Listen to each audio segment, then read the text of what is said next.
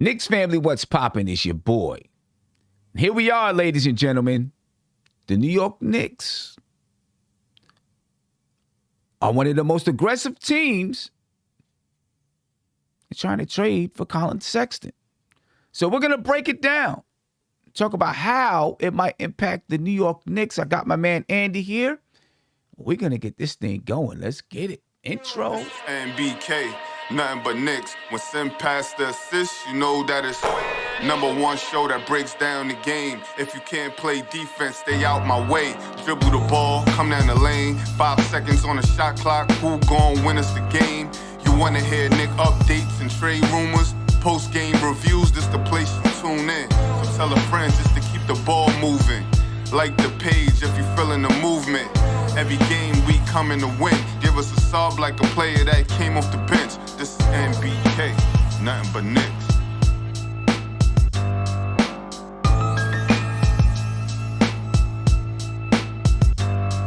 All right, ladies and gentlemen. Andy, let's get it, man. Let's get it. So, Shams announced earlier today that the New York Knicks are the most aggressive team in inquiring about a trade for Collin Sexton. There's a whole lot to uncover here. A whole lot to talk about here. First and foremost, let's just talk about what are your thoughts about Collin Sexton? Let's talk about that first. What are your thoughts and how does he fit with this team? Wilson, first of all, Collin Sexton isn't my favorite player. And I'm starting with this because if I had like 10 players and and Collin Sexton was one of those 10, he might be like the 7th, the 8th option probably on that list. It's, I don't know his career like perfectly from college, but in the NBA, I think the Cavs were thinking that he's going to be a little bit more. That he's going to play defense really hard. Meanwhile, he slaps the court and the guy goes past him. So, that's a huge thing. I think they expecting really, really more from him. But from the Knicks standpoint, first thing I was thinking when I saw the report and that Shams had it, I was like, this must be a smokescreen that, they're throwing out Sexton's name and then just gonna, offer a sheet for Lonzo or just, that other GMs just cross him out of a run for, I don't know, a Kyle Lowry or whatever. That was my first idea and that's probably because, I don't like, he's not he's not my first choice. Let's say it like that. Because if it's 1-for-1, I would take Collin Sexton over Elfrid Payton at this point. All day. And I like that. All day. Don't get me wrong, but I would take Collin Sexton over him. So listen, I'm a businessman, and if the deal would be good, I would probably do it. No question is what would the deal be? That's the question. That is definitely a question, right? What would the deal be? First of all, with Collin Sexton, I mean, he's okay, right? He's played for a team with a losing culture for his entire career. In recent years, they've been more competitive and getting better, right? Like the Knicks. They started off last season actually pretty good, and then, they faded off.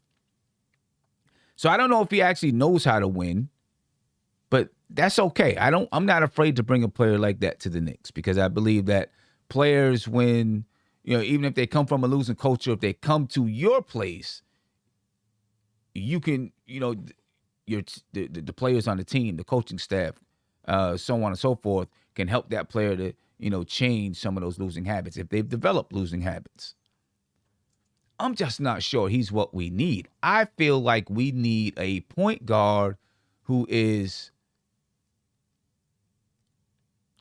got some dirt under his belt. You know what I mean? A point guard who's been around a little while. A point guard, who's been through some battles.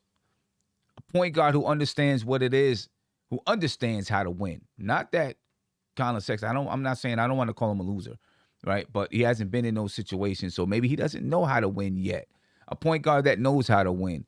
A point guard that's been there. A point guard that can be the general on the floor. I'm just not sure that's Collin Sexton.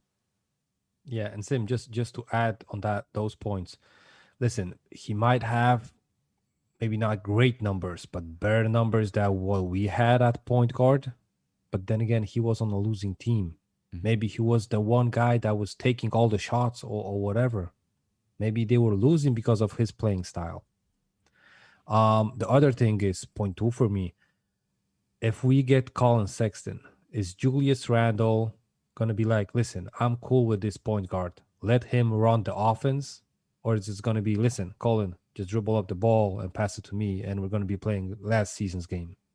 Right. You're just the third guy here, and you go and stay in your lane, right? So I think Collin Sexton is not the household cachet name that Julius Randle would prefer to play with. And, the other thing is we got to look at his contract situation. Yeah. That's a major thing at our point of rebuilding this franchise. We got to look at the numbers, and if the numbers work, he might be worth a try. But, if he's going to be looking what he's reported to want to sign for extension, 5-year, 126, whatever the number is, I think that might be a little bit overpriced for him. Right. And see, that's where there is a really, really big but here, though. It really is. There's a big but as it pertains to Collin Sexton. All right. Number one, we'll talk about his stats. All right. Because he is a guy that's, his numbers, his statistics, he's put up some good stats. Last season, he averaged 24 points per game. 3-point whatever rebounds, 4.4 assists. He shot a high percentage from the field. He shot 30, I think he shot like 48% from the field. He shot 38% from 3. So those are good numbers. Now, I would like to see his assist numbers, a little bit higher. I don't know enough about him to know his ability to actually run a basketball team, to facilitate and to lead on the floor, and to put people in positions. I'm not sure about that as far as he's concerned. And listen, and that can change him, as we saw on the Knicks situation, right? Randall, 2 seasons ago, everybody would trade him. We had a new coach, new basketball philosophy, no culture, and that changed 180% around. Right. So, it might have been, if we get Sexton, it might be, the change of scenery, change of culture, change of the club, change of the team. It might work magic for him. So yeah, exactly. And then you got to look at the contract situation. So here is the thing. I seen somebody in the chat, kind of mention and talk about the contract situation and say how, it's like a steal of a contract for the Knicks, which it is, at least in the first season. In 2021, 2022, Sexton makes $6.3 million. That's next season. This season coming up, he makes $6.3 million. Now you're getting a guard that for his career averages 20 points per game, 3 rebounds, 3.4 assists, and shoots 37% from the 3-point line and a high percentage from the field for his career. All right. And then in 22-23, if the Knicks did trade for Collin Sexton, they'd owe him a qualifying offer of $8.5 million. Now, he may not ever get to that qualifying offer with whatever team trades for him, because they can also offer him a rookie contract extension, where the deadline to offer that extension is October. And it could potentially reach 5 years, $168 million. I don't know if he's if he would demand the full amount, or if he's worth the full. I don't think he's worth the full amount. So I'm not saying he'd get 5 years, 168. That's kind of the max that his rookie extension can go. But if you trade for him, you get 1 season at $6.3 million. You might offer him a rookie contract extension in October. Maybe you don't. I don't know. I don't know what the Knicks would decide to do if they traded for him. But that's $6 million in 21-22. It does a lot for this team because now, I mean, you're talking $6 million for a guy. If you trade for him, you're looking at him and saying that he could be our point guard, or thinking maybe he can be our point guard of the future. And you still got $50 million to spend in free agency to add more impact players. That is where you really have to stop and think about this move, because how it impacts this upcoming offseason free agency period is heavy, because you're only spending $6.3 million. You got a lot of money to spend on other players and still have a point guard that is at the very least a starting point guard in the NBA. Yeah, and what's worth mentioning, Sim, that you can negotiate the contract, the extension, and it can kick in after the season. After the season. So you can run with him for the $6.3 million for this year, sign the guys that, like you said, the free agents that we want, that we prefer. And then just after the season, the money's going to kick in. So it's going to be after the season that you won't be able to make the moves. Because if you're thinking about extending Randall, you're going to have Sexton on an extension, and the free agents that you signed this year, you better make the right moves, because you're going to be stuck after in the next offseason, right? Right. And so that right there really is the thing, ladies and gentlemen. That really is, I don't want to say it's a sticking point. That is what is enticing about making a move for Collin Sexton, because next season he only makes $6.3 million. To be honest with you, like I said, I'm not sure if he is the leader that the Knicks need, or the general that the Knicks need. But at that amount of money for 1 season, I don't know if I can pass it up. And I don't know if I could pass it up. Yeah, let me turn the tables on you. Let's think even faster. You can make the trade with the Cavs for him and trade him on the deadline again. If he's not going to fit the team, you can do it, because if you trade him on the draft night or just first days of the offseason, he's going to be available for trades after that December 15th date or whatever. So listen, I think, and on the trade deadline, definitely.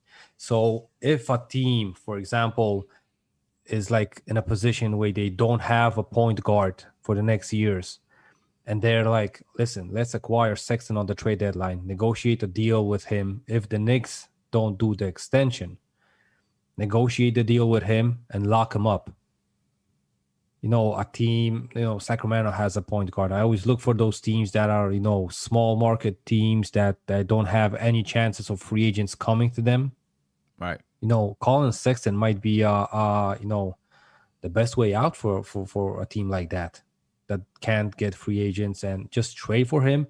And listen, if we trade, a fair deal, he's like $6.3 million, right? So basically we can give him, 2 picks.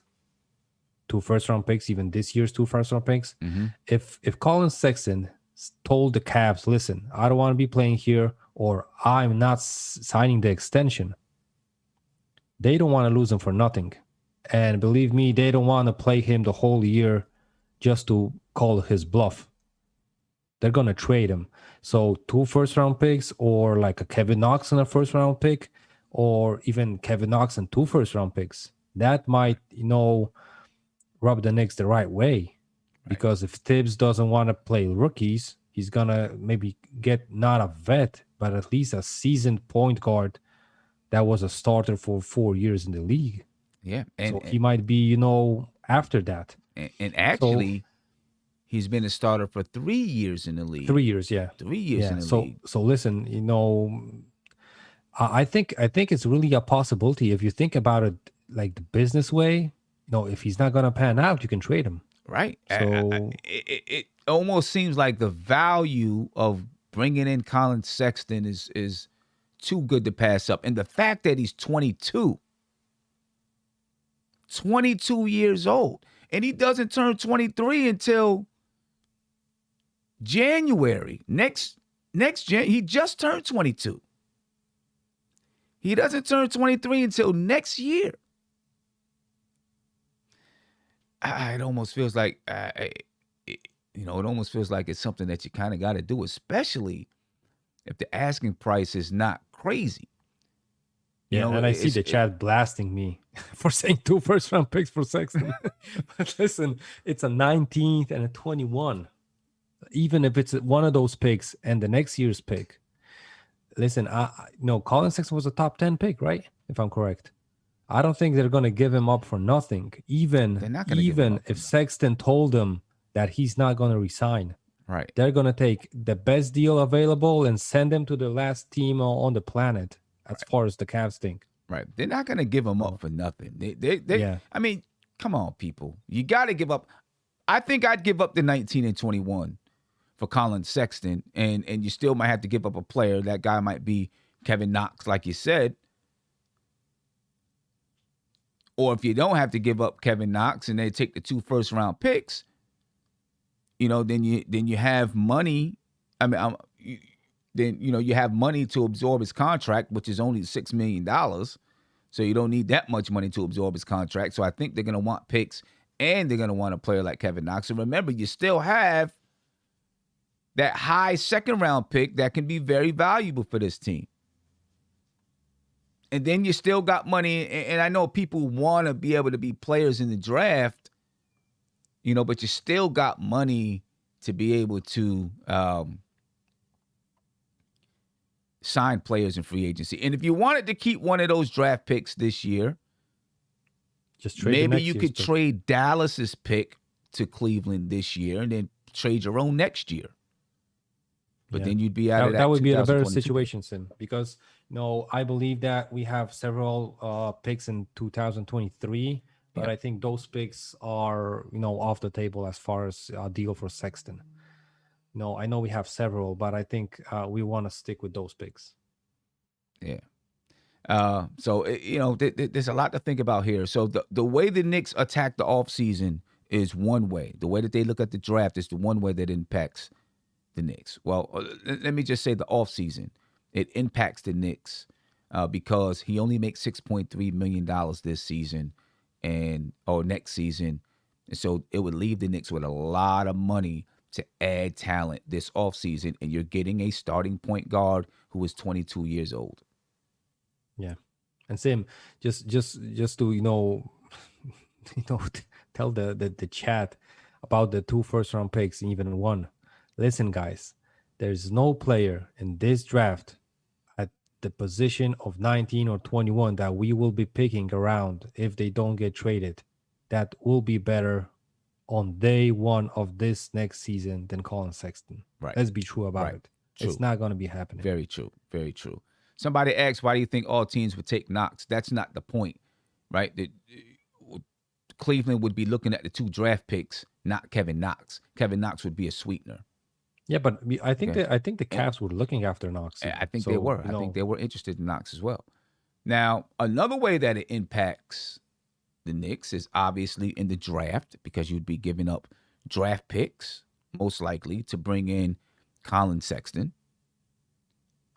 Right? So now, let's say you still have 1 pick left in this draft. Let's say you traded Dallas's 21st pick, and then you traded next year's first-round draft pick.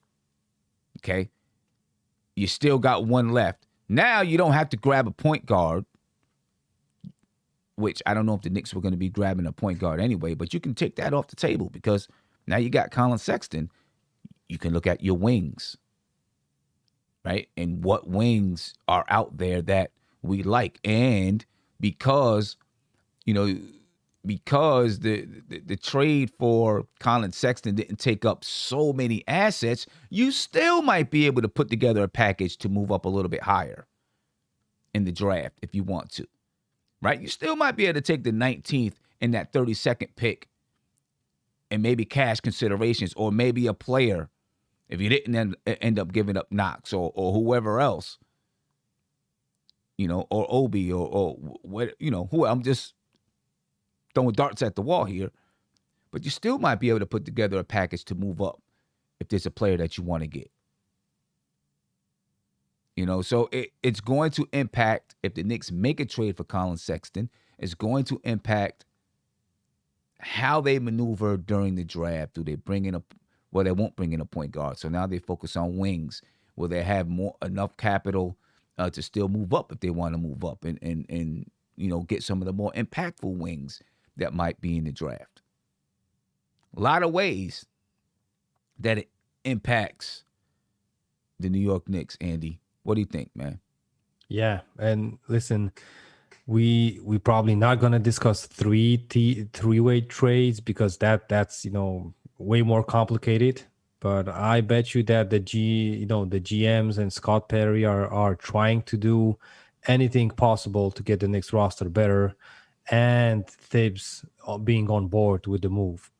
I think us having the one course, one head monster on this current management is taking Thibs' word in account. Not only trading the players, and saying, listen, Thibs, this year you got this kind of roster, and not asking him if he's going to play the dude. So listen, maybe, and I love how the chat is throwing out names like Scotty Barnes and all those. I like maybe Scotty Barnes. that's maybe, but we saw our rookies get minutes, and we were mad at Obi. Maybe we weren't mad at Quickly, but listen, Quickly might have got the chances because he had the Kentucky connection. If any of those players from Kentucky are around 19, 21, maybe we can get them. But it's a really hard thing to predict at this point. The word is out. We want, the Knicks are aggressively pursuing Sexton. So let's just try to, brush it up as best as possible for the Knicks to get him. That's why we are not throwing out names like Julius Randle for Sexton or RJ Barrett for Sexton. Right. We're just talking about picks that exactly. Probably Thibs is not going to be playing this season, right. or is they going to get cut minutes. Right. And I see someone in the chat say, you would trade 2 first-round draft picks for a 1-year rental. How would Collin Sexton be a 1-year rental when you have the ability to give him an extension? Right. So if the Knicks traded 2 first-round draft picks for Collin Sexton, then they probably have a good idea that this is a guy we want to try to build with. He's 22 years old. So you're not trading 2 first-round picks for a guy that you do not have the ability to control his contract. The Knicks fully have the ability to control his contract. Even if the Knicks did not offer an extension,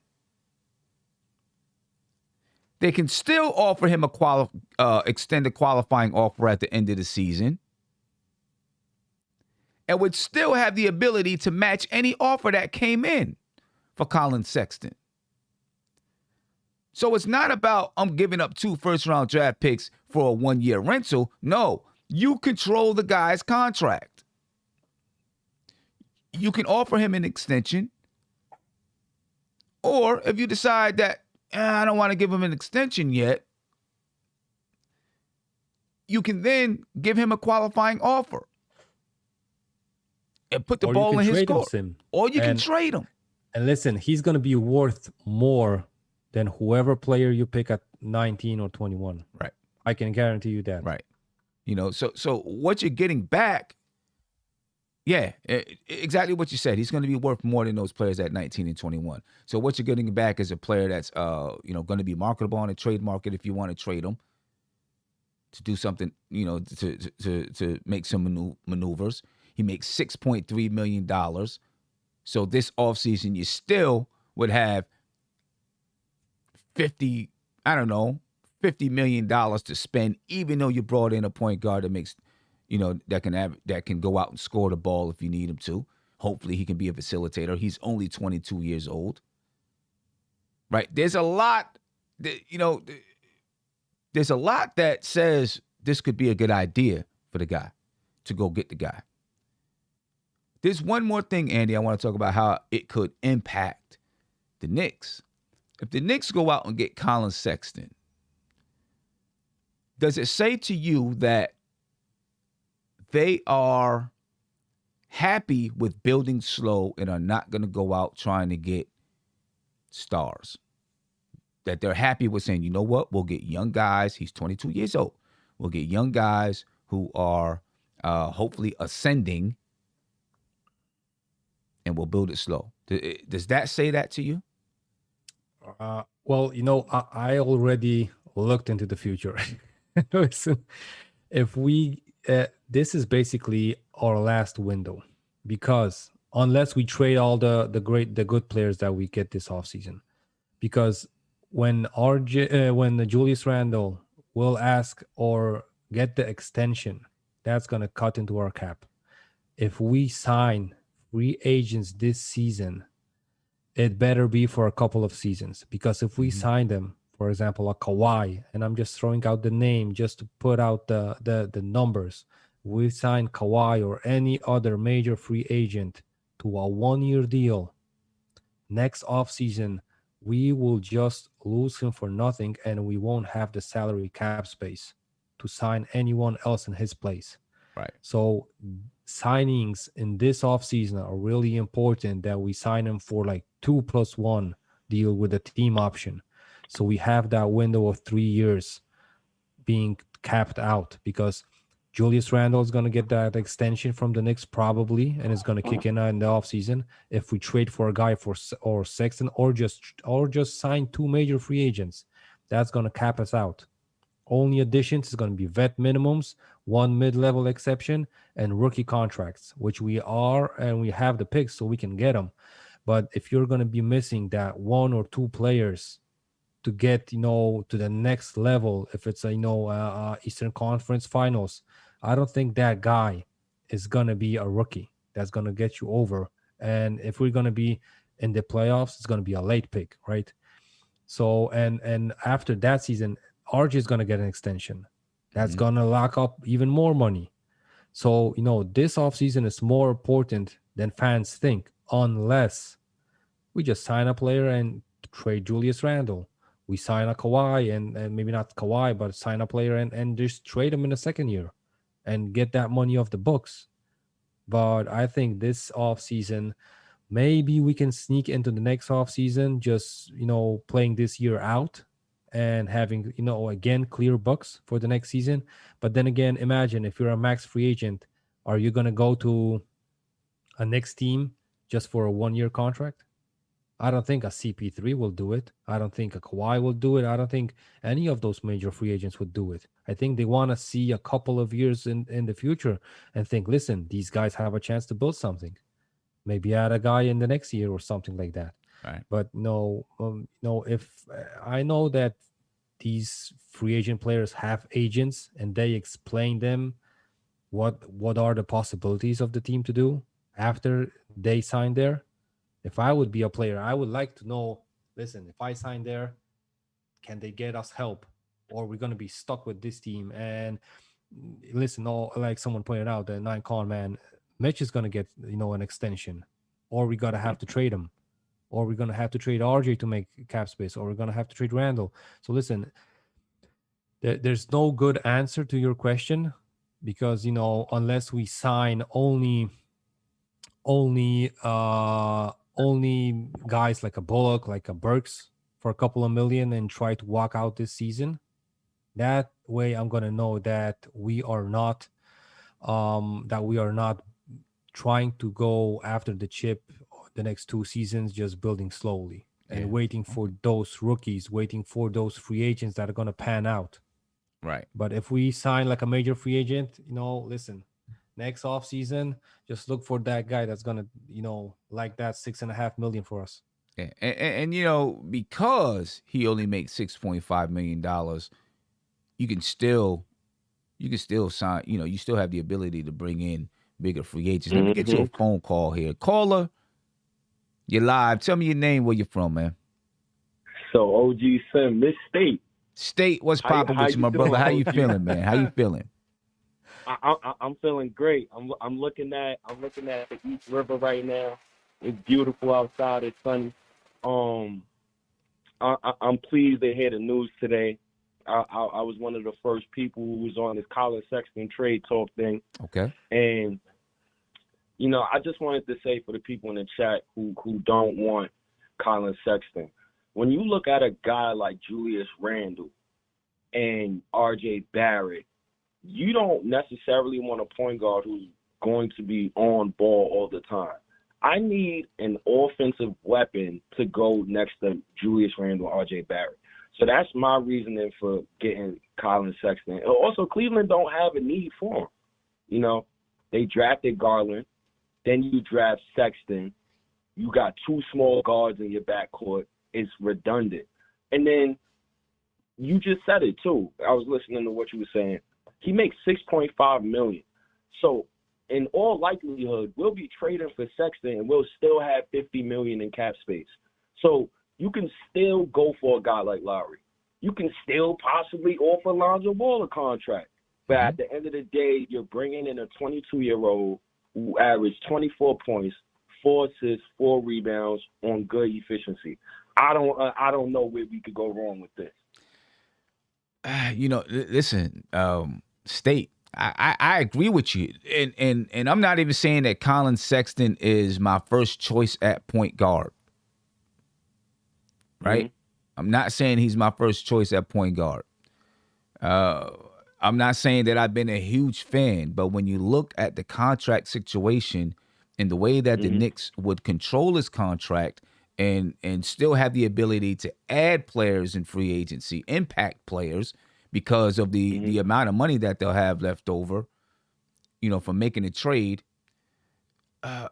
it almost starts to say this is a no-brainer. Go ahead and do it, because if it doesn't work out, you can move on from the kid that quick at the trade deadline, because he's going to be tradable. True.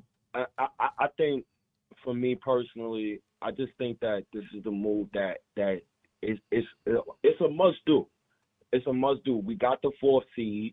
You got $60 million in cap space. You got 2 first-round picks. Our coach is Tom Thibodeau. I would love for us to draft 2 young guys. Honestly, I would love to. But I'm taking on the mentality of my coach. And my coach is not playing none of these dudes that we're talking about. He's not going to play them. So since he's not going to play them, get him a guy who can produce now. We have to build on this 4th seed. The East is getting better. Miami's getting better. The Hornets got LaMelo Ball. Gordon Hayward going to be healthy. Indiana going to probably get better. Philly not going nowhere. The Bucks ain't going nowhere. And another thing too, Sam, and I want you to speak about this. To what Trae Young did to us in the playoffs, specifically him, I felt very disrespected that he bowed down in the Garden. And I need the Knicks to get me a guy who's going to give him buckets. So that's another thing too. Like, do you feel like the matchup of us at point guard will help Julius Randle become even better next season? Well, I think you got to have a point guard that can play with Julius Randle. And I think that's going to be the question about Collin Sexton, because he is ball dominant, right? So can he play with Julius Randle? Steph says something all the time that I really, really like. Just because a player plays one way with this team does not mean they're going to play the same way with another team. True. You don't know how Tom Thibodeau might use him, what his connection would be with Julius Randle and R.J. Barrett. So just because he's ball dominant with the Cleveland Cavaliers, who maybe their coach said, I need you to be the guy, doesn't mean it's going to be like that when he comes to the New York Knicks. I have something I want to ask you and Andy that came in from a super chat. 1975 Jam Rock, he said, is anyone concerned with the conflict of interest with Rose and Sexton being repped by CAA, especially if that talent isn't objectively better? No, thank you. So who are you saying? Well, number one, if Rose comes back, he'd be coming off the bench. I think that is the, that's the role for Derrick Rose. So who are you saying Collin Sexton is not better than? Jam Rock. And you know what's crazy, Sam?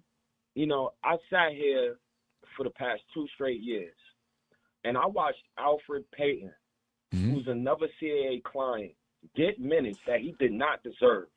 Honestly, he did not deserve minutes.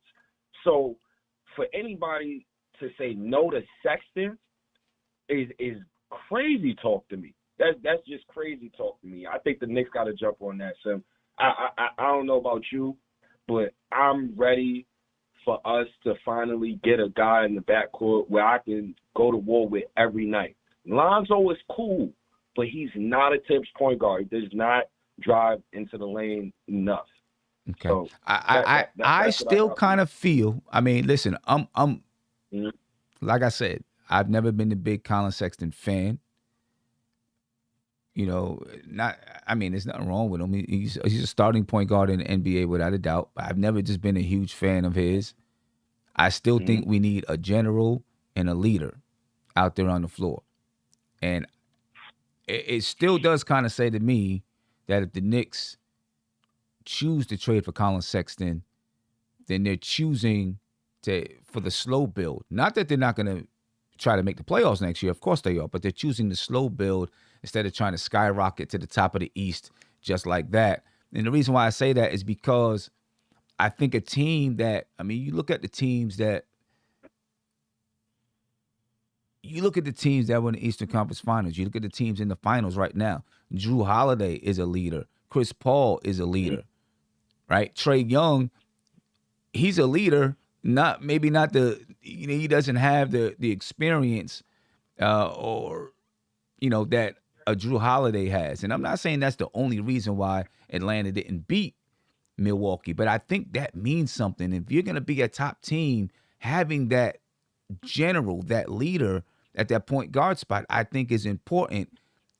And so I think if the Knicks chose with Sexton, then they're choosing to say, we're going to give him a few years, 2 to 3 more years to grow into that leader. And you still got Julius Randle. You still got RJ Barrett growing, and maybe, another draft pick, or, if they have another draft pick, you still got that young guy. You still got Obi quickly. So now they're trying to grow these young pups up, with Sexton included. So one last question, Simon. I'm gonna get out of here. So let's say hypothetical, we get Collin Sexton, right? And we still got 50 plus million in cap space. Would you say the number one target this offseason will probably be somebody like Kyle Lowry, or a guy like Mike Conley, or a guy like Chris Paul, like a veteran point guard who can mentor, do you see RJ as a shooting guard or a 3 if Collin Sexton is in your starting lineup? And then if you see him as the 2, would you be interested in the veteran point guard? There you go. I know what you're saying. So you have Collin Sexton and you have Kyle Lowry. I don't know. I mean, you can play a small backcourt, right? But it would be a pretty small backcourt if the Knicks were going to do something like that. I'd like to have one of those guards be 6'4", 6'5", at least, for defensive purposes. But when you're talking about a Chris Paul or a Kyle Lowry, or I don't know, how tall is what's his name from Utah? Mike Conley. How tall is Mike Conley? 6'3". Even though I don't want him, but you just need that veteran guy. I love Derrick Rose, but I feel like we just need one more veteran point guard. Just the good cop, bad cop thing. Yeah. I just think we need another guy. Yeah, I agree. I think you need someone who's grizzled. Mike Conley, by the way, is 6'1". So then you got to be happy to go with a small backcourt. I don't know. I mean, it's something to think about. It's definitely something to think about, because then you would have a guy like Sexton who can fill up the stat sheet, score the basketball, can shoot it, high percentage from the field and all of that. And then you have your facilitator out there on the floor. But maybe that's why you still get Lonzo Ball. Because you have a Collin Sexton who can go ahead and penetrate, break down the defense. That's the knock that everybody says about Lonzo Ball. Oh, he can't break down the defense. Well, you have a Collin Sexton who can break down the defense. And then you have a Lonzo Ball who's 6'6", who can be that off-ball player, and you can put RJ at the 3. And you still got money to make some moves. So, there's a lot to think about. Hey, State, man. I appreciate it, man. I appreciate your time, bro. Yo, anytime, OG. I appreciate y'all, man. OG, keep up the good work, man. I love listening to your show, man. Andy, I appreciate your takes, but hell no to Burks and Bullock. I don't want to see him in a Knicks uniform no more. God bless y'all, and Peace, I man. continue listening from afar. No doubt. Peace. Peace, State. What do you think, Andy? Listen, Sim, we basically covered most of the options that we can do. If it's a fair trade, you got to do it because you have an easy way out. You can trade or not resign him. So if it's, some kind of pick combination or even a pick and a player that you're still not going to be playing, like a Knox and a pick, I think it's worth the risk. The other thing is, and I want to shout out who's Mark from the chat. He had a great question. I don't know if you saw it or no. And this is the thing that it's not like you said and like I said it before that we don't like Collin Sexton, but the red flag around Collin Sexton name for me is also because, listen, they have Sexton and Garland in the backcourt. Mm-hmm. They're trying to move out of Sexton, which scored 24.5 points a game at the age of 22. The question is, why Sexton, not Garland or not any other player? Right. No, that's a red flag because I think, the rumors around the league that he might be toxic and stuff like that, it might be true. That's why a change of scenery for a guy like him and for the Cavs franchise, it's going to benefit all three, parties here. It's going to benefit the Cavs because they don't have that player and they're going to get something for him. It's going to benefit Sexton because it's going to be a new clean carte blanche and whatever you can get from, for a player with a new coach, new culture, a clean slate that he can recover his career from. And for the Knicks, because they're basically getting a better option that they had for a fair price if they're going to pull the trigger on the trade. Right. So it can be a win-win situation for every party here. It could. 1975 Jam Rock, and I'm going to get to the caller in just a second. He said he was speaking on Leon Rose, not Derek and Sexton, not being objectively better than the other available point guards. Yeah, I think he was thinking that, Leon Rose is thinking about Sexton because, he was his client. Right. Not like he has the talent that we actually need or whatever. It's like, he has the because he was under his contract. So that's why he wanted to get him here. Right. I mean, that could be, but or maybe he understands the situation as well. Yeah. And it's like, hey, I know what's going on here. And maybe that's a part of it. That's a good question. That's without a doubt, that's a good question. I don't know. Does that bother you? Listen, at this point, probably no. But if we're gonna be only signing CAA, clients, I hope they sign plenty of the NBA players then. Right. And then 1975 Jam Rock, thank you again for the super chat. He says Sexton could take D Rose's spot at a cheaper cost. He can, but I still think you got to have a starting guard and a backup guard unless you're going to say Forget about D Rose and try to go get a Mike Conley or something like that who'd be willing to come off the bench. Who is that that veteran leader that maybe you need. We'll see. But I mean the thing is, with Collin Sexton only making $6.5 million next year, this offseason you have all of your possibilities still open to you. Yeah, Sim, I'm not gonna lie. If Sexton was in his first year after the extension, we wouldn't have this episode even. Yep, you're right. You're right. I don't even know if the Knicks would be looking that way unless he did Yeah. something, spectacular or whatever. Corey Williams, thinking for the super chat, he said, "What about the possibility of exploring trades for Markelle Fultz or getting Spencer Dinwiddie?"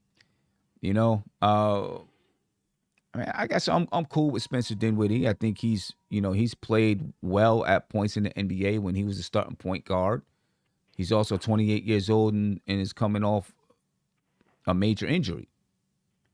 And Sim, he's asking for a 5-year, $125 million contract. 5 year, So that's a no. $125 million coming off of, a major injury and has not proven that he can be that guy for an entire season, has not proven that he can lead your entire team for an entire season or beyond.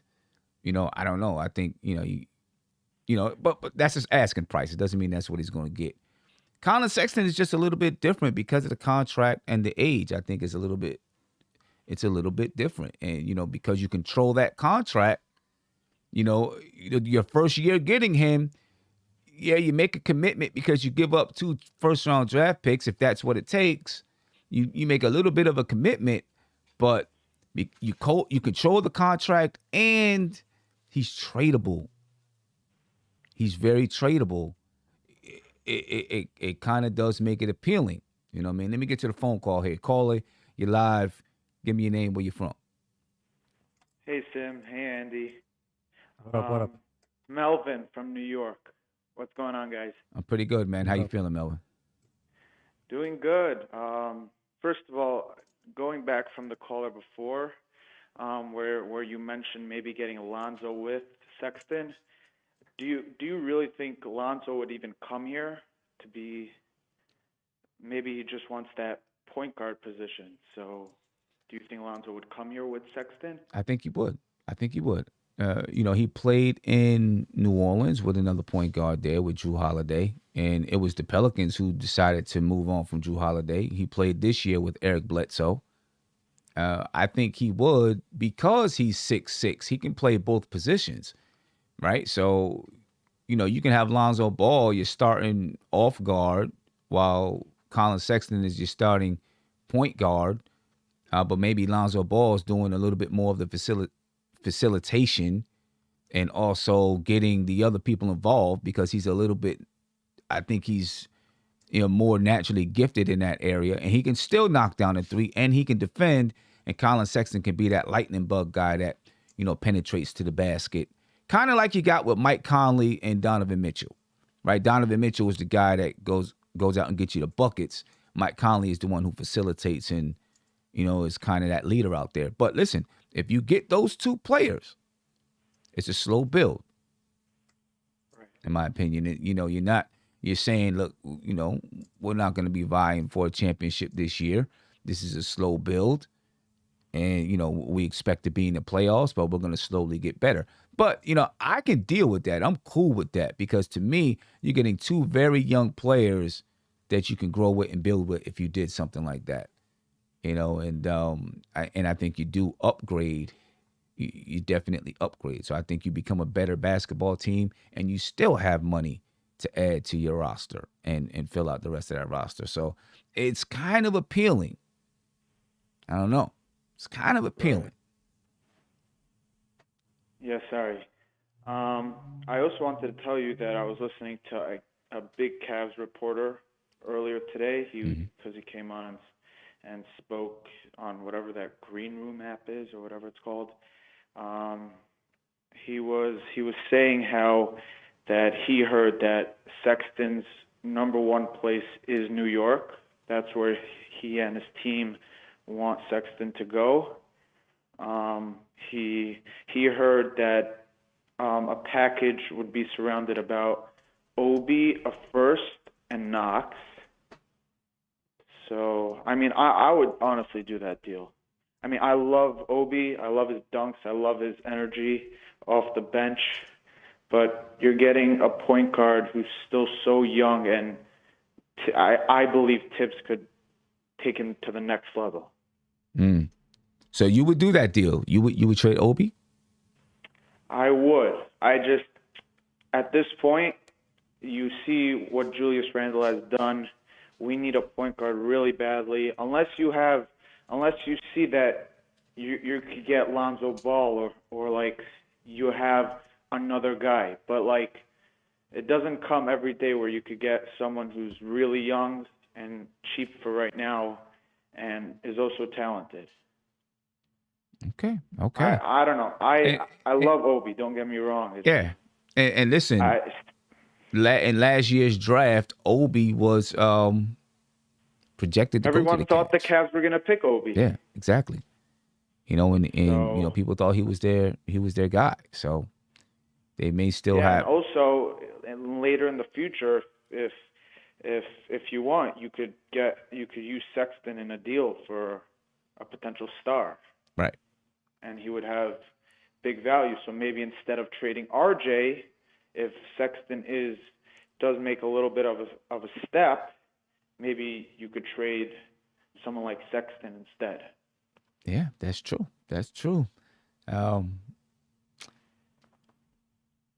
Yeah, we will see.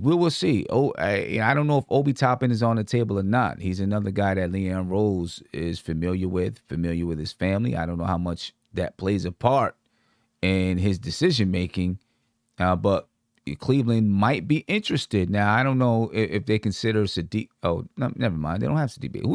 Who do they have at the power forward? Larry Nance Jr.? Kevin Love. Yeah. Right, but Kevin Love is, going to be, I don't know. If Brooklyn Nets Sim, after he buys out his contract. Yeah.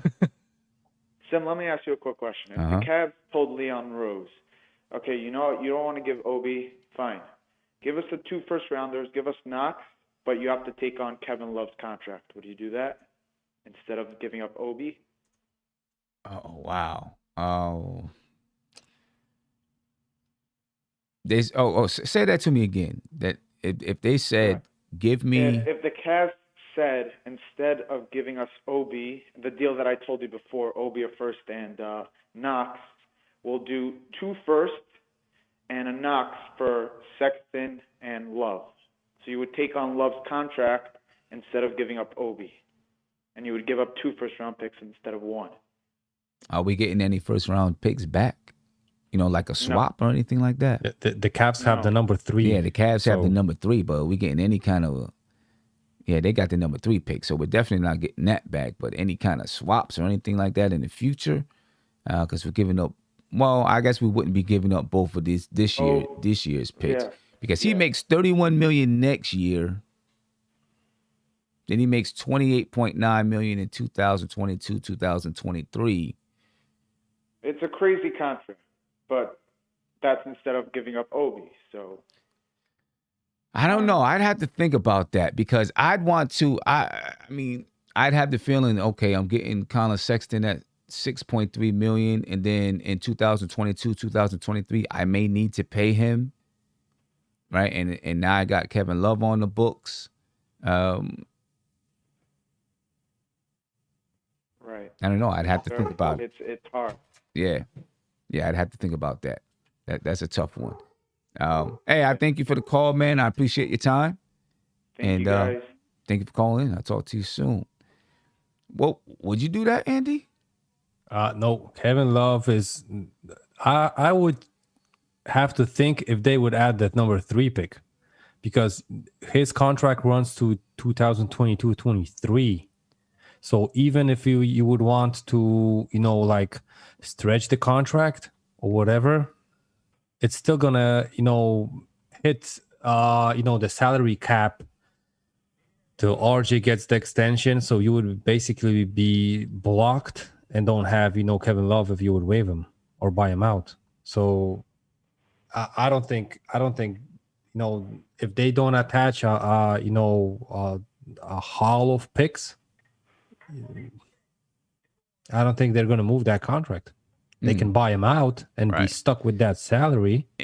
And see, I think with the Cavs, as far as that contract is concerned, I don't think he gets bought out next year because there's still another year on that contract. I don't think the Cavs buy him out next year. But he can just say, that he doesn't want to take the money from the Cavs. But there's still that money is going to count versus the cap. Right. So, but they can stretch it. They can stretch after that, but that's still a crazy. Or they just, they can just buy him out. Wait that year and a two, because when you look at the Cavs salary cap situation, Drummond goes off the books this year. Kevin Love, if he got bought out, would count versus the cap. But the next, player on the payroll is Taurean Prince at $13 million. Mm-hmm. So, they're going to have like $60 million to spend even with Kevin Love, right? If they bought him out and stretched him. So that's a still huge amount. But, if I'm the Cavs, I think, sorry for saying that, I will let him rot his career, in Cavs and just get that way out of the, the contract that way. So. Yeah, that's a tough one. I wouldn't want to take. I don't know if I'd want to take on Kevin Love's contract, and because if I'm trying to get Collin Sexton, but then I don't know if I want to give up Obi either. It makes it tough. It makes it tough, without a doubt. Let me get you another phone call here. Caller, live. What's your name? Where you from? Devontae. What's going on with you, my man? How you feeling? Good. I heard about Collin Sexton leaving Cavs. Yeah, it's possible. It's possible that he can leave the Cavs. Right now, they don't seem to be getting along. And, according to Shams, the Knicks are the number one or the most aggressive team pursuing a trade. So, can I ask you this? Like, if they trade Lonzo Ball to the Chicago Bulls or to the Clippers, like, I feel if he stay one more year at the Pelicans, or like, I'm getting with, like, they want to sign him out for the Pelicans, he can better team he should go to. Well, Lonzo Ball is going to be a free agent. Oh. Yeah, he's going to be a free agent, so he'll be able to sign someplace, or at least sign an offer, and then the Pelicans, it would be up to them to match that offer. For all intents and purposes, it seems like the Pelicans may not match an offer for Lonzo Ball, and they're going to let him rock, go where he wants to go. You know what I mean? So, he's likely out in New Orleans and going someplace else. I'll say this, for Collin Sexton, there's probably going to be competition for the Knicks. I'm good with that. I like the dude. Mm-hmm. I like Collin Sexton. Okay. He listen. He got a great game. I like him. For my boys, right? Like every time, like listen. If I like every team, like Collin Sexton, like he the best point guard ever. Like he is. I don't know if he's the best point guard ever. He's 22 years old, man. He's got a lot of time to go in the NBA, bro. A lot of time to go. He's okay. He's decent. He's a starter. I can't call him the best point guard ever. Maybe where he's from. Yeah, you're right. I take that back. my bad on that one. Yeah, but we'll see. We'll see. I don't know. We'll see what happens, man. Hey, I appreciate your call. Got some other people calling in, my man. I appreciate the time. We'll get to another caller here. Caller, you're live. What's popping? Where you from? What's your name? Where you from?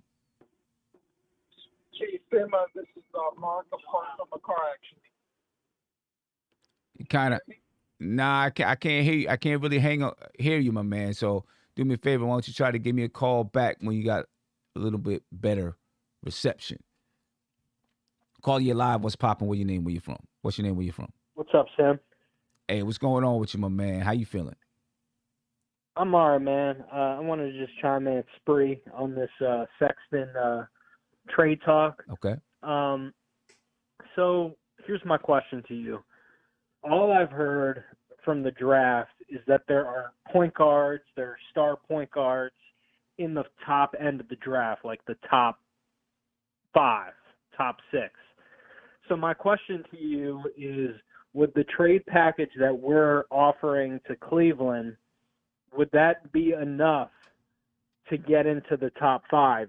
Because if we're trading for Sexton, that means to me you don't think you can get Lillard, you don't think you can get CP3, you don't think you can get Lowry, and you don't either like any of the point guards in the draft, or you don't think you can move up in the draft to get that guy.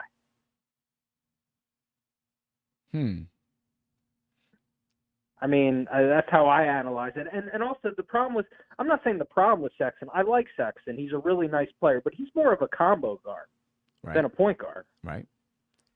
I agree. I agree. And maybe that's why you still do need to have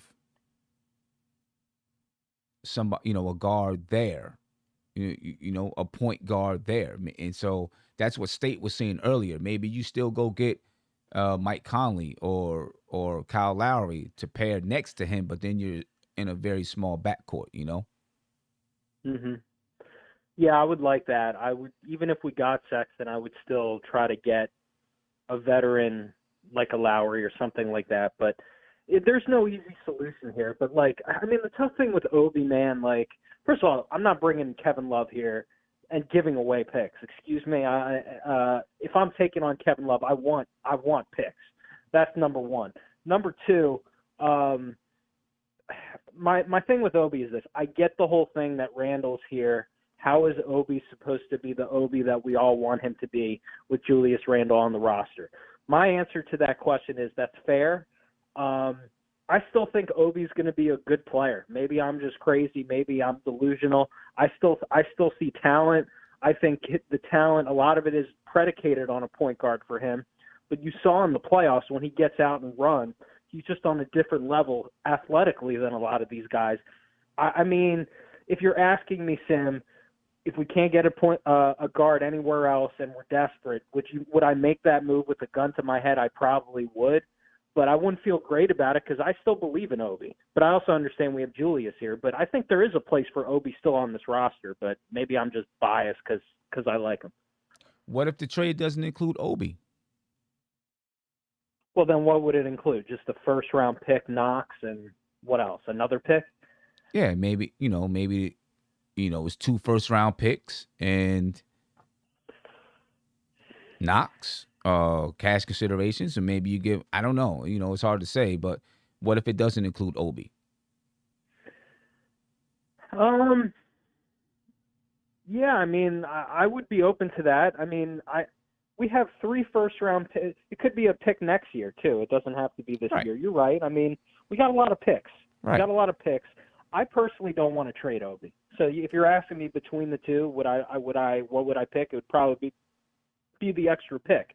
Some people may disagree with that and say, well, why would you still want Obi here with Randall? I personally think you can find a place for both. I believe talent is talent. It's the coach's job to find a way to make it work. I also think Julius Randle in the regular season, we saw stretches where he can break down and the load needs to be taken off of him. And I think there are stretches where Obi can give him some energy by just playing. And obviously I want my guy Randall out there. I'm not delusional. You know what I'm saying though? Mm-hmm. It's okay for Toppin to take minutes and ease the burden of Julius. Right. And I think also, it's not just, listen, you have a guy who for a few years is playing behind someone like a Julius Randle. And then, you get to a point where it looks like, hey, maybe this guy is ready to be a starter. And then you have to make the decision. Does he start over Julius Randle, or do I move him for, a bigger name in a position that we need? So, you have that option, if he develops to be the guy, to be a guy that teams think could break out. You know what I mean? Right. You know, No, so, I'm with yeah. you, man. I mean, it's interesting. I mean, the Collin Sexton thing it's intriguing because the guy can really shoot it. He shoots it very well. He can shoot the three ball. I think it was like 37% from three, which is good. Right. It's good, and he can really score it. And Right. he's that type of guy that Julius, I think, would play off of really nicely. He's more of a combo guard. I still would like a better, like you said, Sim. Doesn't mean we still can't get another pure point guard. But this is about there's many different ways to slice it. Right. They just got to be smart. If they think they can get a bigger name like a CP3, a Lillard, to me that would be the preference. But I get it. That may not happen. But if there is a guy that, Sim, I don't know if you like any in the top 5 point guards that you really think is going to be the next one. I know the guy that's going to go number 1. We're not going to be able to get him. But if you think that guy we can get by doing a crazy trade and they like him better than Sexton, then obviously I'd rather do that. Yeah. But Okay. that's the way I'm thinking about this, Sim. It got me intrigued on my phone. I said, I got to call Sim. He's live. And that's where my head goes with this. But we'll monitor it, Sim. It's going to be interesting. Yeah. But I I appreciate you. I appreciate you, man. It's definitely going to be All right, man. interesting. You know, it's going to be interesting, and there's going to be a lot of talk about it. You know, if this is really, really serious. We get to another phone call, Andy. Caller, you are live. What's your name? Where you from? What's popping with you? My name is Marty. I'm calling from Istanbul, Turkey. All right. Talk to me, Marty. How you feeling? Doing pretty good. Like you guys led. We'll follow you guys all the way from halfway around the world. Appreciate that. We Andy's appreciate a it. great analyzer. Thank you. We appreciate that. Uh, So tell me, what are your thoughts on this whole Collin Sexton thing? I'm all in for Collin Sexton. Like you said, it's only going to cost us $6.3 million. Right. And we've still got a lot of money in the cap space. And add a Norman Powell. I'm all in for Ben Simmons with Collin Sexton backcourt. I know a lot of people don't like Ben Simmons, but we can still add Miles Turner. We still got a lot of good options if we go with Collin Sexton. Right. I don't think we'd have enough assets to bring in a Collin Sexton and a Ben Simmons. I don't think we have enough assets for both of those guys. Right. Unless we empty out the farm. Right. I mean, you know, you're gonna have to make a trade. The Knicks are gonna have to make a trade for one guy and then sign another guy, which is one of the reasons why Collin Sexton is appealing, because of that contract. Right. Yeah. Totally agree. Yeah, we will see. Hey, appreciate your time. Appreciate the call. I'm trying to get to as many people as possible, my man. So I thank you for the Yeah, call. I appreciate And, taking the call. Thanks a lot. You guys are great. I'm glad Take you care. called Take from care. called from overseas. You guys- Maybe you can call back another time when we do the international draft prospects and give us some insight on some players from Turkey. Oh yeah, we got Alperen coming. He's gonna be good. Yeah, we Şengün. talked Şengün about with the SH Şengün. He's Mhm. 18 years old. we talked Knicks about could him a use him little bit too. earlier today. We talked about him. So yeah, next time I do an international draft prospects, call in. We'd love to get your insight. All right. Look forward to it. All Have a right. nice show. Thanks a Thank lot. you. Take Appreciate care. it. Appreciate it. And I know, Andy, I see Big Bubba in the comments talking about I can't get a call in, this and that. Hey, I'm just going by the order that people call, and I'm picking up the phone. Ain't my fault he's standing online. Caller, you live. Give me your name, where you from. Hey, what's going on, Sam? My What's name going- is Will. I'm from Long Island. Will from LI. All right, what's going on with you, Will? What's your thoughts Hey, on what's this going on? possible Yeah, trade, man? This Collin Sexton thing. At first, I was kind of like, I wouldn't touch Collin Sexton with a 10-foot pole. Okay. But then, like, as you really go into it, like, for me, I feel like the best package would be, well, from Cleveland's side, if they would try to get Obi Toppin, Knox, and maybe one first. I wouldn't want to give two because I really feel like we need some depth at the wing, and I want to use that draft pick on a good wing player that we can potentially, try to, work on a project or something. So I wouldn't give up two. I would give up one, and then it really comes to Obi. Like, The issue is I really don't want to give up on Obi, right? Because it's like this year wasn't like the best, all this stuff that he was going through, but the little glimpse that we saw in the playoff, that really gave me hope. But it comes down to it. You see other teams that they don't really face this problem and then they got to deal with it later. I'm thinking about the Pacers with Sabonis and Turner, and I'm thinking about even the 76ers with Embiid and Simmons. Does Obi fit with Randall? You gotta ask the question. If he doesn't, then Obi was nothing against Obi, a waste of a pick because he's occupying a position that's already filled. So if you could then flip that into a position that we do need in a point guard, you get Collin Sexton. You know, he got that moxie, like he got that New York energy. Like he'll be in here scoring a player and he'll say like too small, like that Trae Young villain mentality. So for me, I really like it. I feel like it could mesh well. I really like Obi, but it comes down to it. If Obi doesn't fit with Randall, it might be best to get ahead of it before this thing becomes a bigger problem. So that's just why I leave it. Let me let you get to that, but thank you for taking my call. I appreciate you, my man. Appreciate your time. Let me get to another phone call here, ladies and gentlemen. I know here he is, Big Bubble, dying to get on here and give us his take. Caller, you live. Tell me your name and where you're from. You know who it is. Isaiah, a.k.a. Big Bubba. Where you from? Go. Oh, I'm from Connecticut. Oh, okay.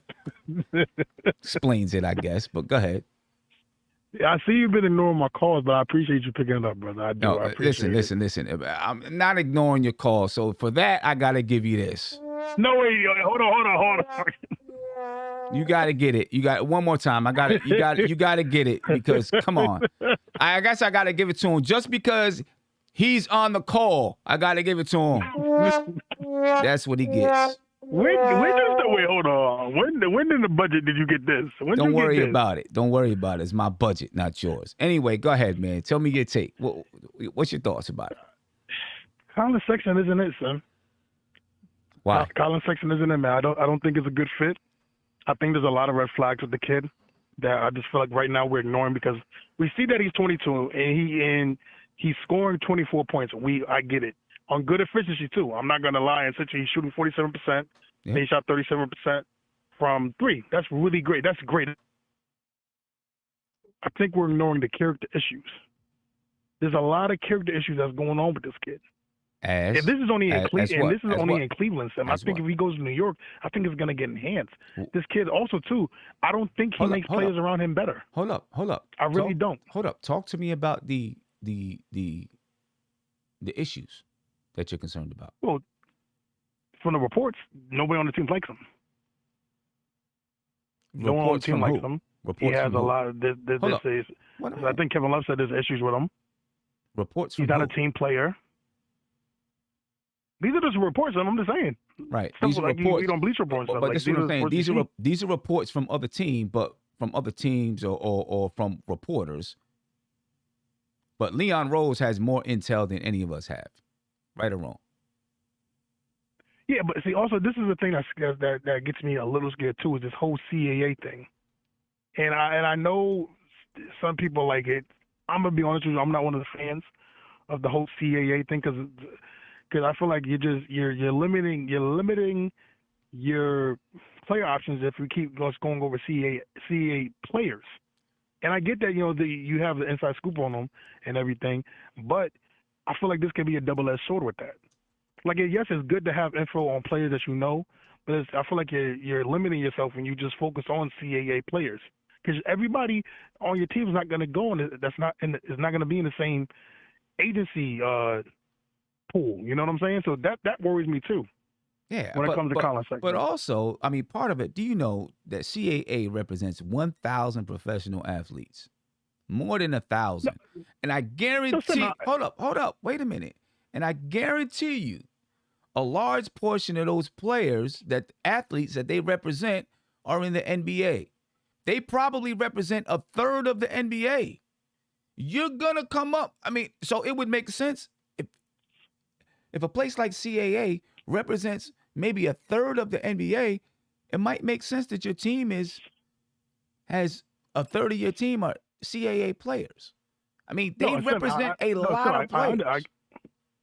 I understand the CAA thing, I really do, but it can, like I said before, it can be a double-edged sword. It can be good, but also can be bad because, like I said before, I feel like you're limiting your stuff when you just focus on CAA players. No, but what I'm saying is, are they just focused on CAA players? I mean, I'm just going through the projections.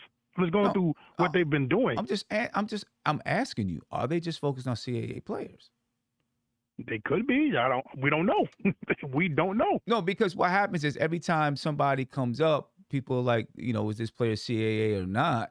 You know what I mean? Just because a player is represented by CAA doesn't mean that's the only reason why they're focusing on that player, and it doesn't mean that they're not focusing. Hold on, it doesn't mean that let's not be blind about it. If it is CAA, there's a heavy chance that the Knicks are more interested in if it wasn't a CAA player. Let's not be blind to that part because we don't. Leon Rose. Listen, hold up. Leon Rose neglected to add certain things for Chris Paul to OKC, even though he's a CAA player. He decided he wasn't going to do it, and then Chris Paul also said, whatever he said about going to the Knicks. I don't think it's all of just that. You know what I mean? I don't think that Leon Rose is going to say we're going to get this guy no matter what, just because he's CAA. And I don't think they're limiting the guys that they try to go out and get to just CAA guys. I think part of the issue is that CAA represents a large portion of the NBA. So many of the guys that they might have interest in might be represented by CAA. No, and I understand that point. But to me also, too, with Collin Sexton, what scares me, I personally think he's a selfish player. I think he doesn't make the teammates around him better. And I feel like, and I get that a lot of people want him, right? But I feel like these same people, if we did get him, I'm going to be honest with you, I think midway through the season, people will be calling him a ball hog. People will be calling him selfish. Because, again, I just don't think he's the guy. Be honest with him, he's a shooting guard. He's not a point guard. He's a 6'1" shooting guard. That's what he is. So then you add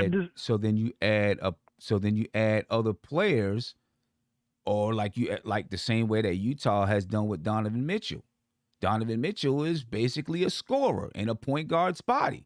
So they added a Mike Conley to be the facilitator. But the problem is, to me, I'm just not the biggest fan of small backcourts. Because if he's going to be 6'1" shooting guard, right? Okay. And he's most likely going to start.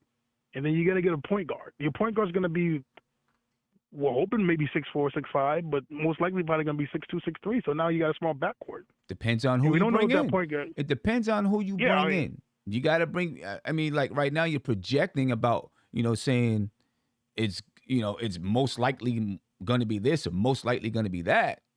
You don't know. I mean, most point guards are pretty mean. Most point guards. I'm just going by point guard. Depends on who you bring in. But I'm just saying, I just don't want to pay. I mean, and also too, the big thing about, like I said before in the comments, because that was the comment you read when someone said it's a 1-year rental. Yeah, I know who it was. My thing. Yeah, I know you do. You're not slick, man. You can at me, man. I'm not scared. I'm not scared of you. I'm not the rest of these dudes, okay? I'm not scared. I'm not scared. Can you first, I really want to know when you get that, because I don't remember that in the budgets. I don't remember that in the reports, man. Well, tell me why he's a 1-year rental. And I'm going based on what Andy. Can Andy hear me? Yeah, he can hear you. What's up, Andy? What's going on, brother? I'm sorry you got to deal with this, but I got your back. Look, the thing what I said about the 1-year rental was that, okay, you guys said if we get Colin, right? Let's say we trade the 2 first-round picks and Kevin Knox, something like that. Mm-hmm. All right, we got him on a $6-year $1 million thing, and let's say he doesn't fit with the Knicks. Let's say it doesn't work out. We trade him. That, to me, they basically traded 2 first-round picks for a 1-year rental. If he doesn't work out, we don't want to pay him what let's say he has a good season. He wants the 160. And we all know the Knicks not going to pay him 160. That's just ridiculous. You pay 160 for Collin Sexton, that's just ridiculous. So then you're going to try to trade him. So now you traded 2 first-round picks to me for nothing for a 1-year rental. when you could have used those 2 first-round picks, which you can get high-quality players. And I was saying in the comments that, listen, these late-round picks, Mayo quickly, who we all love, late-round pick. Mitchell Robinson, who we love, late-round pick. Jimmy Butler, Rudy Gobert, all these guys are late-round picks. But also, I mean, because everything you're saying is hypothetical. What if you use both of those, the 19th and the 21st pick, and they turn out to be nothing, and you could have traded them for Collin Sexton, who in 3 years turns out to be really, really good? Like, everything you're saying is hypothetical. The facts are this. The facts are this. You control his contract. You control the contract. So it's not like it's a 1-year rental. You're saying if it doesn't work out, but you're not thinking, what if it does work out? The facts are this. Okay, so what about, no, I didn't say what if it does work out. And then he won. What if he won? So what if, okay. The facts are this. What if Sexton comes out, Isaiah, does what he does? Isaiah, the facts are points. this. Here are the facts. Here are the facts. Let's talk facts. Let's talk real facts. The facts are that the Knicks control the contract. So if they don't want to offer him an extension, then they offer him a qualifying offer. And if he turns that down because he believes he can get more money on the market, then the Knicks can decide to match any offer. They control the contract. They control it. Those are the facts. That's not hypothetical. And Isaiah, on the trade, if we would decide to trade him, we would still get more for even a disgruntled Sexton than if you would draft in 19 and 21 and try to trade him. Right. But Andy, my thing is that we do, again, right? But hold on, one other thing. Know. Let me tell you one other thing. One other thing. And because you control the contract, right? You extend a qualifying offer and he turns it down. But you can still match any offer. So he decides, I'm going to go to Los Angeles. In LA, they say, yeah, we're going to sign you for this. Well, guess what? Then the New York Knicks can match that offer and then execute a sign and trade so that they bring back assets. That's the power of controlling the contract. Because then you don't lose him. Second round pick. Because then you don't lose. No, it would be more than a second round pick because the contract would be worth money. So you'd have to match the contract with players. So it wouldn't be a second round pick. That is the power of controlling the contract. Okay, so yeah, I hear you on the controlling the contract. I do. So let me ask you this, and I want an honest answer. I don't want to dance around answer. This is the most important part. Collin Sexton plays good, right, son? He plays good. Let's say this year he breaks out. He gives us 27, 5, and 5. 27, 5, and 5. Because he could probably do that. Hypothetical, but go ahead. Okay, hypothetical. I'm just going to go based on his averages. Let's say he does that. You sign him back. Are you telling me Randall, Sexton, RJ, Mitch, what does that give you? Does that win you a championship? You don't know because hold up. I'm telling you. No, because listen, you're asking, does this make you a championship team? When you got a player that's 22 years old, you got a player that's 21 years old, you got a player that's 26 years old, right? You got other guys on the bench that are 21 years old and 22 years old who are going to grow to be good basketball players, hopefully in this league. You don't know what they're going to turn into. So you can't sit here and say yes or no. But Sam, I'm asking you this because if you do this, what it does, let me tell you what it does. Sexton, but hold on. Let me just say this. If you get Sexton, this is your team for the next 5 years. It doesn't have to be. No, it's not. No, it's not, because you can always make trades. Sam, the core of that team is going to be that. That's going to be the core. But you can always Those four players are going to be the core. No, Isaiah, if you have 22-year-old point guard, he's 22. 22 years old. He doesn't turn 23 until January of 2022. Okay? A 22-year-old point guard. You got a 21-year-old wing in RJ Barrett. 26-year-old power forward in Julius Randle, who just made the All-NBA team. Mitchell Robinson, 21 years old. You got a guy coming up, and then who knows? And then who knows what other kind of guard you might get? You might bring in Alonzo Ball to pair with a Collin Sexton, or you might get another guy.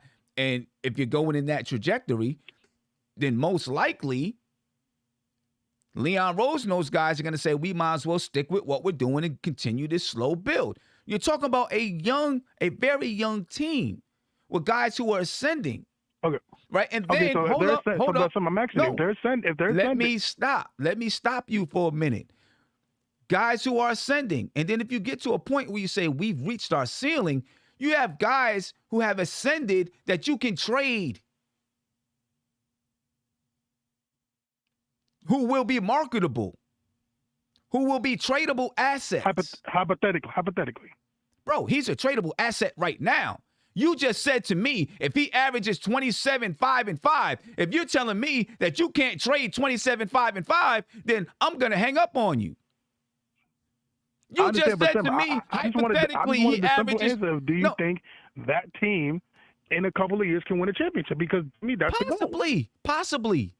Did you think Julius Randle was going to be an All-NBA player this year? If I would have asked you man. No, don't do this. I am doing it because if I would have asked you last year, what would you have said to me?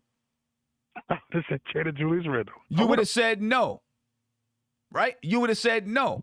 What I'm saying to you is you can't predict that. You don't know what Collin Sexton is going to turn out to be in the next 4 or 5 years. You don't know what RJ is going to be. You don't know what Randall's going to be.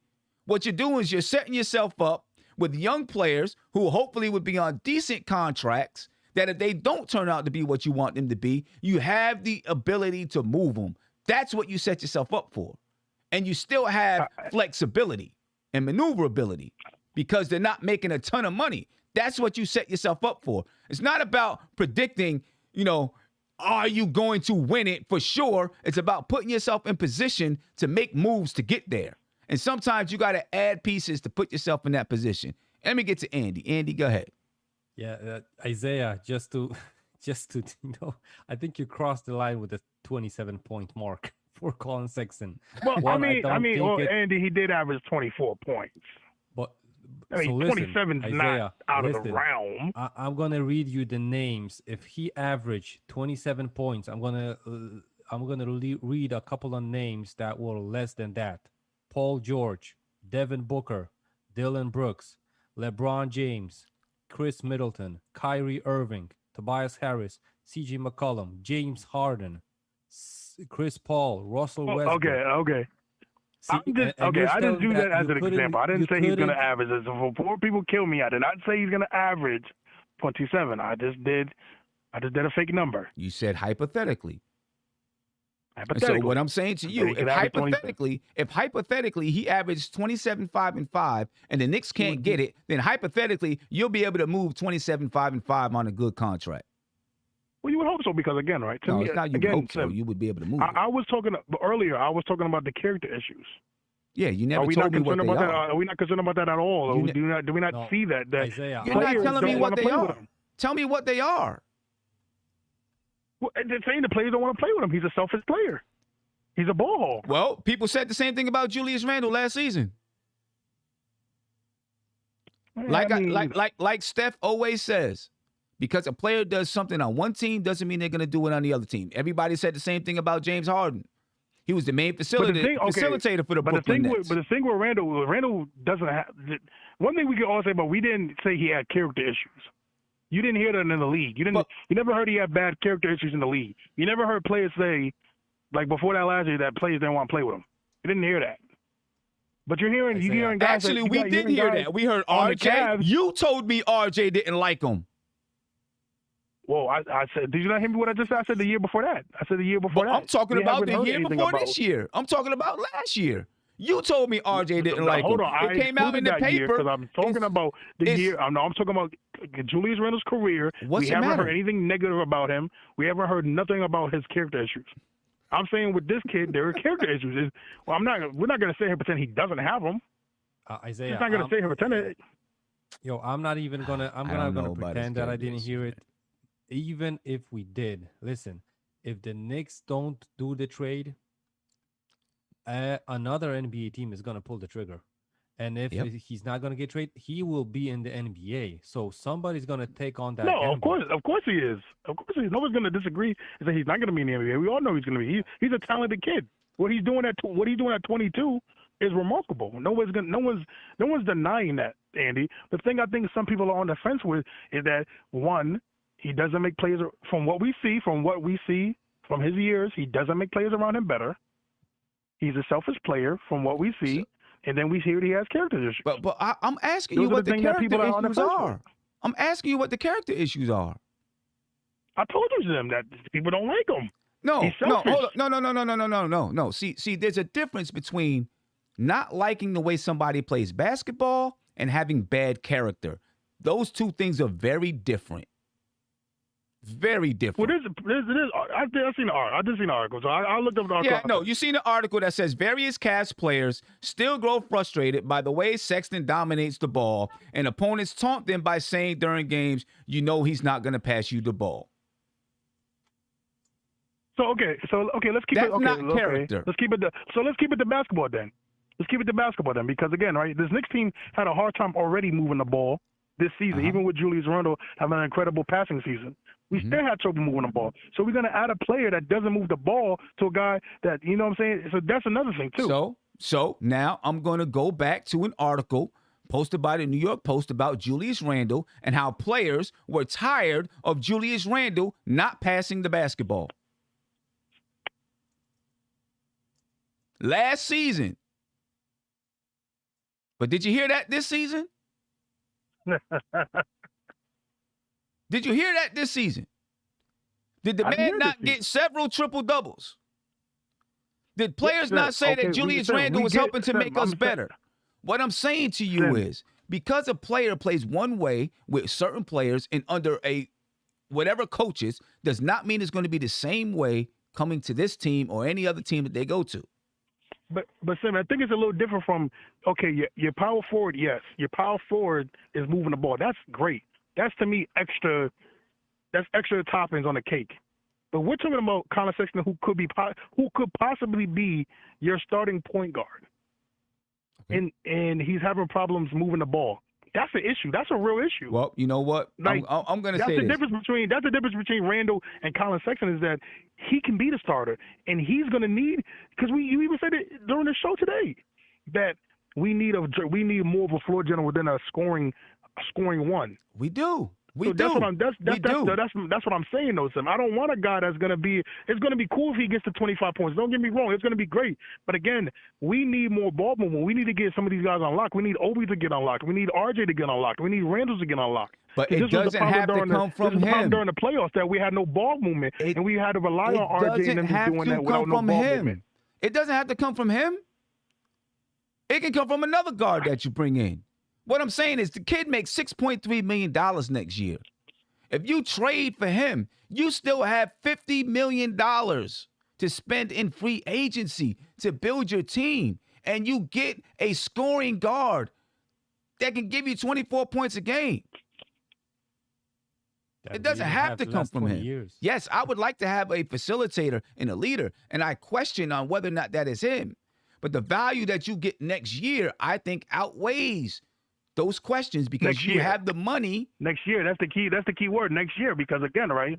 Next year he does good. You have the ability to control his contract so that you can still flip it into other assets if it doesn't work.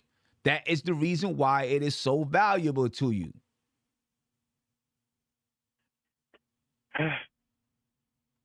I really do. I get it. It's a good point. To me, I feel like I'd rather avoid all that and just find a guy that can be here for the 3 to 4 or 5 years. That can be the facilitator. And I feel like you can get the scoring. To me, right? And let me ask you a question, then I'm gonna let you rock. Let me ask you a question. I'm gonna let you rock because you're going over and over and over around the circles. Any guard that you bring in, is it guaranteed that they are going to be your point guard of the future? I'm sorry, say that one more time. I couldn't hear that first part. What did you say? Any guard that you bring in, is it guaranteed that they're going to be your guard of the future? Yes or no question? Yes, I believe like Lonzo Ball, I believe he could be the guard of the future. No. Not do you believe. Is it guaranteed that they are going to be the guard of the future? I'm not asking you what you believe. I'm asking you, is it guaranteed? But nothing is It's guaranteed. a yes or no question. Because there's nothing that's It guaranteed. is a yes or no question. Is it guaranteed that any guard that you bring in is going to be your guard of the future? Yes. Okay. If you can guarantee me that, then tell me who it is. That you guarantee that this guy is going to be your guard of the future. I just said Lonzo Ball. So you can guarantee you get Lonzo Ball, he's going to be your point guard that leads you to the promised land. You can guarantee that. See, Sim, don't start doing that because you change your word in the question. I'm not changing it up. I'm asking you because it's no. Because you're wording the question to make it seem like if we get Lonzo Ball, it's a guarantee. No, right of now, course it's not. Right of now, course it's not. You're lying. You are telling lies to try to prove your Sim, point. You just hold on, but you cannot guarantee. The chat's gonna try to kill me, but the chat just heard you change what you just said. You cannot guarantee that anyone that you draft, anyone that you sign, is going to be your guard, your power forward, your wing, whatever it is of the future. You can't guarantee that because it might not work with that player, and you might bring in a player that you say, "Oh, I can guarantee this don't work," and it does. Bottom line, no matter what you do, you're taking a chance. It just so happens some chances are safer than others. And this is a pretty safe chance to take. Isaiah, I bet when you said Lonzo, I would ask you, you know what question? If you think so highly about Lonzo, if you're ready to pay him the max money, I bet you would say no. But again, right, Lonzo wants 18 to 20 million. I'm cool with that. I'm gonna let you rock, man. Oh my God, it's better than that 160 he wants. I'm gonna let you rock. I'll give this man a round of applause for a good effort. Good effort. Wait, hold on. Where are you getting all these sound effects, man? Good effort. He's out of there. I'll give him a good effort for that one, but it is what it is. Let me get to another phone call here. Caller, you live. What's popping, man? Who I'm talking to? Who am I talking to? Where you from? Hey, Rob the Nick. Rob the Nick. What's popping with you, brother? How you feeling? Hey, man. Long time no hear. Yeah, man. It's been a minute. Glad to hear from you. What's going on? Everything good? I'm good, my brother. I'm good. So talk to me, man. How you feeling about these rumors about Collin Sexton? You there? I think we lost him. I don't know what happened. I think we lost him. Anyway, I don't know, Andy. When I look at his contract, I just see that I feel like, it's a value that maybe you can't pass up. As a matter of fact, I believe that there's going to be some teams that maybe don't even need him who throw their hat in the ring because of the value of the contract. Just to try to flip him. Yeah, just to try to flip him into something else. So, we'll see. We'll see where that takes us, ladies and gentlemen. We will see where that takes us. I know there's a lot of people that, want to, get in and say some things about Collin Sexton. I'm probably going to do another show tonight about 9:30 to talk about possible trade packages. That would be, that where you can go and get Collin Sexton and then also make sure it's beneficial for the Knicks, So, that's something that I'll probably do later on tonight. I don't know if Isaiah is going to try to get on or not, but, he starts talking crazy, I'll hang up on him. Don't worry about it. Don't worry about it. Let me get to one more phone call, and then I'm going to call it a day because I got some other things I got to take care of. All right, I do want to, before I get to that phone call, I want to remind you that NBA draft party is July 29th, ladies and gentlemen. All right, it's July 29th. Make sure that you get your tickets. I'm putting a link in the YouTube chat right now, and it's also tagged to the top of the YouTube chat. All right, make sure you get your VIP tickets. I know you've heard a lot about it already. Make sure that you come join us. The VIP tickets include a happy hour, buffet. You get a draft beer. You get to chill and hang out with the MBK content creators and a whole lot more that's going to be going on, ladies and gentlemen. So, make sure you get your tickets right now. There's limited quantity. So, get it in. I'm posting it right now. Go ahead and get them. Andy, looks like my caller hung up. So, go ahead, man. Some last words, and I'm going to get on up out of here. Yeah, for my last words, I want to shout out Knicks fans from Brazil that was on the international draft party, show and this one. I don't know if he's still on with us. And my guy from Turkey. Happy that, people from Europe are joining us on NBK. And, for my last thing is, who would have thought that Collin Sexton would split the Knicks fan base same way as Frank Ntilikina? Tell me about Who it. would have You know what I'm imagined saying? that? Tell gotta me do about two it. shows in one day, right? Right. Yeah. Tell me about it. I do want to do a couple of super chats before I get out of here. Kendall Rivera, he said, my thing is, I want RJ to develop more. I think Sexton. He says my thing is I want RJ to develop more than I think Sexton will hinder him. It's time to take the training wheels off, especially when we saw him play in FIBA. I just don't agree with it, man. You want to add talent, and talent, your best players are going to rise to the top. That's the way I see it. And then Jam Rock, he says, if D Rose is asking for too much, say 12 to 15 million per 3 years, then Sexton can fill D Rose off the bench and still get Alonzo Ball. You can get Alonzo Ball and have Sexton and Alonzo Ball playing the starting lineup together, to be honest with you, because Alonzo Ball is 6'6". And they do two different things on the floor.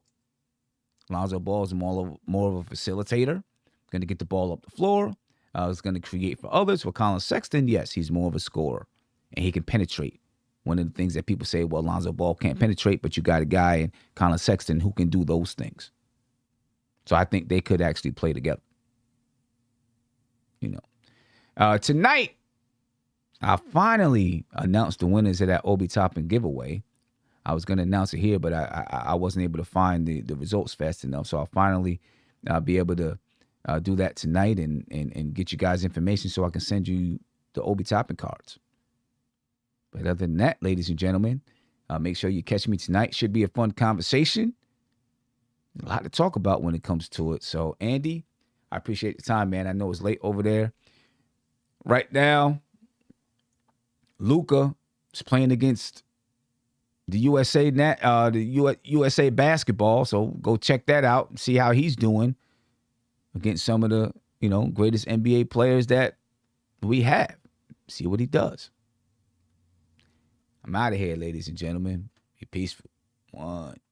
This is NBK, nothing but Knicks. When send past the assist, you know that it's #1 show that breaks down the game. If you can't play defense, stay out my way. Dribble the ball, come down the lane. 5 seconds on the shot clock, who gon' win us the game? You wanna hear Nick updates and trade rumors? Post-game reviews, this the place you tune in. So tell a friend just to keep the ball moving. Like the page if you feeling the movement. Every game we coming to win. Give us a sub like a player that came off the bench. This is NBK, nothing but Knicks.